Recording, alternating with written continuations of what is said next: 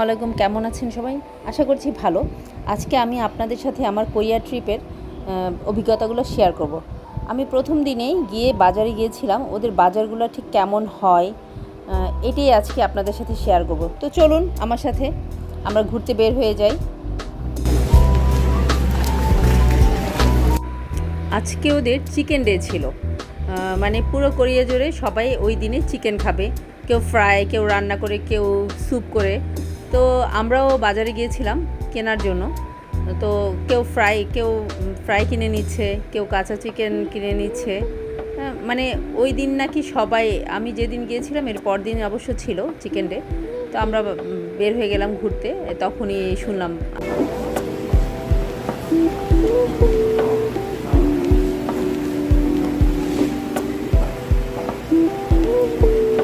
এটা কাপড়ের, হ্যাঁ কাপড়ের দোকান।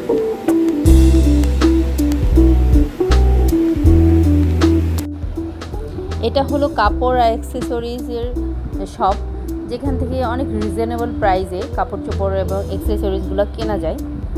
আমি এবং ভাবি এই জন্য হেঁটে হেঁটে দেখছিলাম, আর আমার দেখতে ভালোই লাগতেছিল, কারণ কাপড়গুলো অনেক সুন্দর, আমাদের দেশের মতোই, তবে ওদের কাপড়গুলো অবশ্যই আলাদা।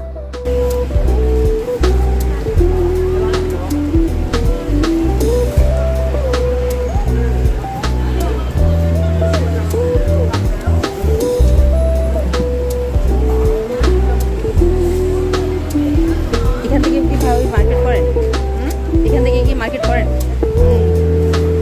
এখানে আলে সব পাওয়া যায়। চিকেন ডের জন্য সব চিকেন আর সব কিনতেছে। চিকেন দেই আজকে। ভাবি, এত বড় পেঁয়াজ, এগুলো কোন দেশি পেঁয়াজ? কোরিয়া। ও, এগুলো কি ভাবি? এডি সর্বতে আমি সুপানায় খাই এডি। ও,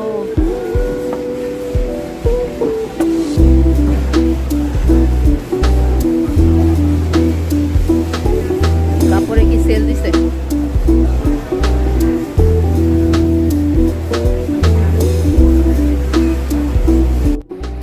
এইখানে সব মহিলারাই দোকানদারি করে সবজি। ওরা রসুন পাতাটা অনেক বেশি খায়, পেঁয়াজ পাতাও খায়, তারপর রসুন পাতা খায়। এই যে সস সব বাইরে সাজায় রাখছে। তারপরে হলো মাছগুলা, টুনা মাছটা খুব বেশি খাই মনে হয়, আমার কাছে মনে হইলো।